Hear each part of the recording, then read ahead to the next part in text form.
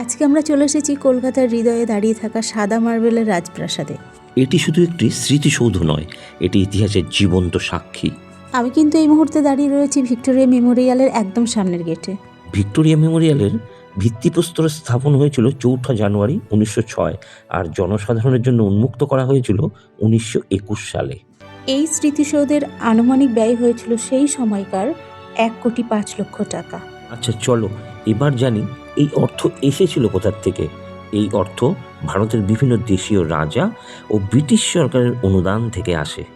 যাই বলো, জায়গাটা কিন্তু ভীষণ বড়। হ্যাঁ, প্রায় 64 একর জমির উপরে এটা তৈরি। চলো এইবার আমরা জেনে নিই কী বার বন্ধ থাকে আর প্রবেশ মূল্য কত।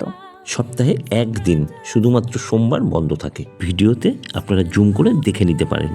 টিকিট মূল্য ভারতীয়দের জন্য 50 টাকা আর বিদেশিদের জন্য 500 টাকা। দেখো কত লাইন পড়েছে। এখানেই কিন্তু টিকিটটা কেটে তারপর মেন গেট দিয়ে আমরা ঢুকবো। তার আগে চলো এটা জানিয়ে দিই যে কোথা থেকে যাবে। শিয়ালদা থেকে ট্রেনে নেমে বাসে করে বিড়লা প্ল্যানেটেরিয়াম এই স্টপেজে নামলেই ঠিক তার উল্টো দিকের রাস্তা ধরে এখানে পৌঁছে যাওয়া যাবে। অথবা মেট্রো করে এলে ময়দানে নেমে কিছুটা এগিয়ে আসতে হবে হেঁটে। অথবা তোমরা যে কোনো জায়গার থেকে ওলা বুক করলেই চলে আসতে পারবে ভিক্টোরিয়া মেমোরিয়ালে। একটা বিষয় কিন্তু আমি গ্যারান্টি দিয়ে বলতে পারি, এখানে যদি তোমরা কিছুটা সময় কাটাতে পারো মনের পুরো ক্লান্তি দূর হয়ে যাবে। আমরা কাজের চাপে কিন্তু অনেক সময় ক্লান্ত হয়ে পড়ি, তো মাঝে মাঝে এই সমস্ত জায়গায় এসে একটু ঘুরলে মনটা কিন্তু ফ্রেশ হয়ে যাবে। তবে তোমাদের একটা বিশেষ জিনিস দেখিয়ে দিই, এখানে আছে ব্যাগেজ সেন্টার, যেখানে তোমরা কোনো ট্রাইপড নিয়ে গেলে সেটা কিন্তু বা বড় ব্যাগ নিয়ে গেলে ওখানে রেখে দিতে হবে। দেখলে আম গাছে কত বল এসেছে, আমি শুধু ভাবছি কত আম হয় এখানে। তোমার শেষ পর্যন্ত আম গাছের দিকে নজর গেল, কারণ তুমি তো আম খেতে বেশি ভালোবাসো। হ্যাঁ, শুধু খেতে ভালোবাসি না, আম গাছের সঙ্গে না আমার একটা সেই প্রাণের সম্পর্ক। ছোটবেলার কথা খুব মনে পড়ে।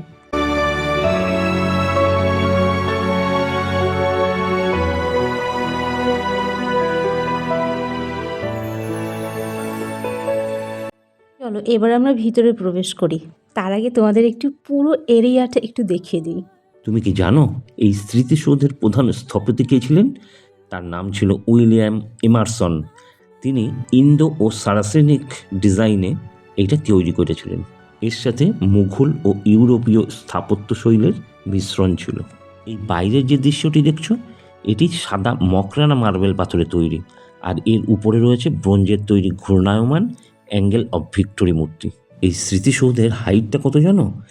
184 ফুট বা 56 মিটার। এর ভিতরে আছে 25টিরও বেশি গ্যালারি। আমরা প্রথমেই ঢুকছি এন্ট্রান্স হলে। এক কথায় অপূর্ব সুন্দর দৃশ্য। দাঁড়াও, আমরা একটা গুরুত্বপূর্ণ কথা বলতে মিস করে গেছি। এখানে কিন্তু ঢোকার সময় জল বা কোনো রকম খাবার অ্যালাউ নয়। আমরা কিন্তু আরেকটা জিনিস মাথায় রাখবো, এখানে কোনো জিনিসেই স্পর্শ করা বারণ। এবার আমরা চলে এসেছি রয়্যাল গ্যালারিতে। আরও একটা বিষয় জানিয়ে দিই, যারা বিদেশ থেকে আসে তারা কিন্তু গাইডের সাহায্য নেয়। এতে করে সমস্ত জিনিস সম্পর্কে বিস্তারিত জানা যায়। আর এই গাইড পেতে গেলে সকাল 10টার পর মেন গেটের সামনে যোগাযোগ করতে হবে।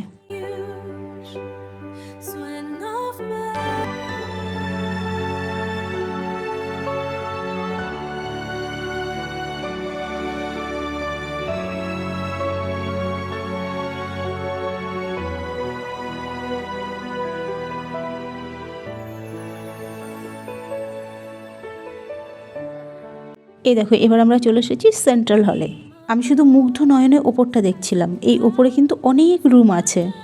জানো তো উপরের দোতলাতেও যাওয়া যায়, কিন্তু আজকে সেটা বন্ধ। আরও একটা জিনিস জানিয়ে দিই, স্কুলের স্টুডেন্টরা যদি ইউনিফর্ম পরে আসে তবে তাদের কোনো প্রবেশ মূল্য লাগে না। এছাড়াও যারা সেনাবাহিনীতে আছে তাদের বা তাদের পরিবারের কারো টিকিট বা প্রবেশ মূল্য লাগে না। আরও একটা বিষয় না আমার এখানে খুব ভালো লেগেছে, ধরো অনেকটা বড় এরিয়া তো ঘুরতে ঘুরতে পা ব্যথা হয়ে যেতে পারে, তখন কিন্তু এখানে বসার জায়গা রয়েছে। তোমরা দিব্যি এখানে সুন্দর করে বসে কিছুটা রিল্যাক্স হয়ে আবার ঘুরতে পারবে।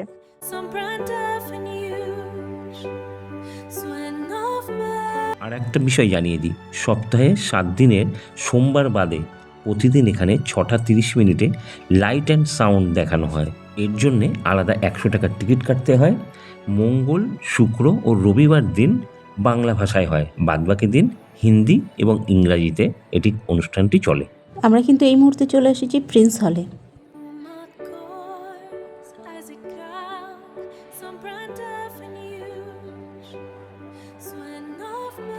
আচ্ছা, এইগুলো কি কামান? হ্যাঁ, এটি কামান। কিন্তু এটি যুদ্ধে ব্যবহার হয়েছিল কিনা নিচের তথ্যে আমি অতটা নজর করিনি।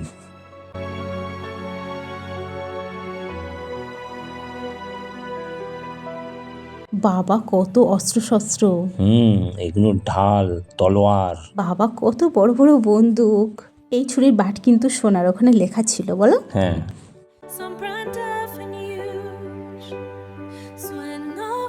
এই সম্পূর্ণ হল থেকে শুরু করে বাগান সব কিছু যদি দেখতে চাও না, তাহলে সারাদিন কাভার হয়ে যাবে বলো। হ্যাঁ, অনেক বড় এরিয়া না।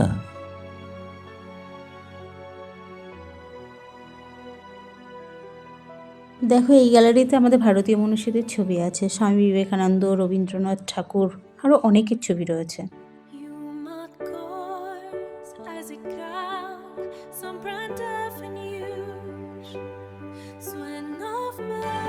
তবে এখানে কিন্তু বিভিন্ন সময়ে বিভিন্ন জিনিসের পরিবর্তন করা হয়। হ্যাঁ, আজকে আমরা যেগুলো দেখাচ্ছি আগামীতে হয়তো কিছু অংশ পাল্টে দিল।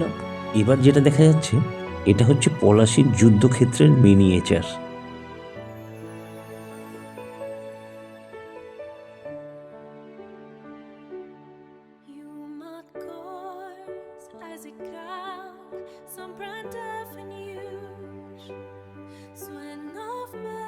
এই যেমন তোমরা এই গ্যালারিতে দেখতে পাচ্ছ বিভিন্ন মধুবনী শিল্পের শিল্পকলা, বিভিন্ন আর্টিস্ট তাদের শিল্পকলা এখানে প্রদর্শন করেছেন। আর এই যে দেখতে পাচ্ছ ওপরের যে কাজ, এগুলো এতটা সূক্ষ্ম আর এতটা সুন্দর, নিজের চোখে না দেখলে বিশ্বাস করতে পারবে না। আমি শুধু ভাবছিলাম শিল্পীরা কত নিপুণ হাতে এগুলো তৈরি করেছে।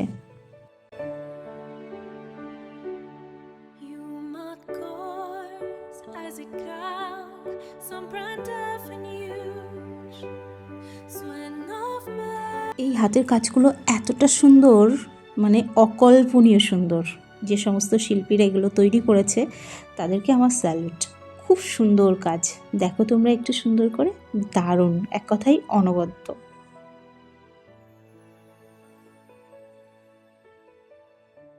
এইবার কিন্তু আমরা বাইরে বেরিয়ে যাব। আগেই বললাম আমরা দোতলার ওপরে কিন্তু উঠতে পারিনি, বন্ধ ছিল। দেখাচ্ছি তোমাদের, এই দেখো এখানে কিন্তু বন্ধ। এটা কিন্তু পিছনের ভিউ, কতটা সুন্দর দেখো। ঢোকার মুখে এবং বাইরে বেরিয়ে পানীয় জলের সুবন্দোবস্ত আছে এবং একটু এগিয়ে গেলেই টয়লেটেরও বন্দোবস্ত আছে। চলো আমি তোমাদের টয়লেটটা দেখাচ্ছি। এটা কিন্তু খুব গুরুত্বপূর্ণ, কারণ সারাদিন এখানে থাকা এটা সবার প্রয়োজন পড়ে। এই দেখো টয়লেট একদম ফ্রি এবং পরিষ্কার পরিচ্ছন্ন, এটা আমার সব থেকে বেশি ভালো লেগেছে। এই যে ওই রাস্তা রয়েছে, ওই রাস্তা দিয়ে আসলেই তোমরা টয়লেট পেয়ে যাবে। আর এই জায়গাটা দেখো কেমন সুন্দর ভিউ। যারা সেলফি তুলতে ভালোবাসো তাদের জন্য তো অসাধারণ। হ্যাঁ, আমরা নিজেরাও ছবি তুলেছি, আর একজন কাপল তারা কিন্তু ছবি তুলতে পারছিল না, আমরা তাদের ছবি তুলে দিয়েছি, খুব সুন্দর হয়েছিল। এবার আমার পারছে না, একটুখানি আমি বসবো। এইখানে বসে অনেকটা সময় কিন্তু কাটিয়েছি এবং গল্প করেছি আমরা। এখানে বসলে যেন জিরো পলিউশন জোন ফিলিংস আসছে, শহরের মাঝেও যেন শান্ত পরিবেশ অনুভব করা যায় এখানে। বাহ, একদম কবির মতো কথা বললো। না গো, সত্যিই সুন্দর। আর এই যে ঝিলটা দেখছো, এইখানে বসলে মনটা একদম পুরো শান্ত হয়ে যাবে। আমাদের সারাটা দিন যে কিভাবে কেটে গেল আমরা নিজেরাও জানি না, এতটা সুন্দর এনজয় করেছি যে বলে বোঝাতে পারবো না। এই দেখো এটা পিছন থেকে তুলেছি, পুরো ভিউটা দেখা যাচ্ছে।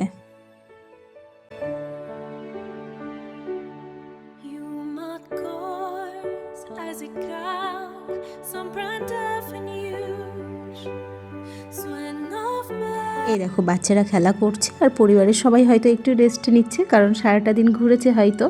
এখানে তুমি যদি খাবার নিয়ে আসো তাহলে বসে এখানে খেতেও পারবে। এই দেখো এই পানকৌড়িটা ডুব দিল, আমি অনেকটা সময় ক্যামেরা ধরেছিলাম, ও আর উঠলোই না, কতটা সময় দেখো।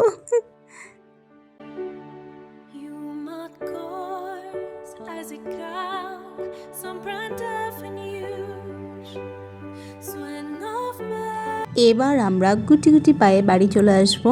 তার আগে তোমাদের মাছ দেখাই। এখানে না এত বড় বড় মাছ ছিল, যদিও সুন্দর দেখা যাচ্ছে না, মানে জলটা একটু ঘোলা ছিল।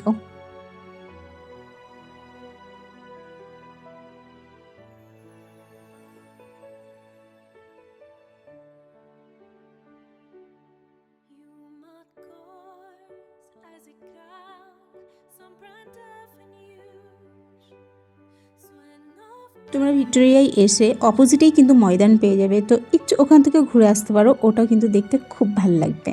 এটা হচ্ছে ওয়েস্ট বেঙ্গল ট্যুরিজমের একটি বাস। দেখো বাসটা দুতলা আর ছাদে সবাই বসে রয়েছে, কি ভালো লেগেছে আমার দেখতে, দারুণ।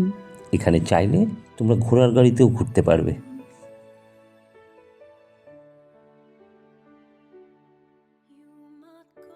এই দেখো সারিবদ্ধভাবে ঘোড়ার গাড়ি দাঁড়িয়ে আছে এখানে, তোমরা এখানে চাইলে ঘোড়ার গাড়িতে উঠতে পারো।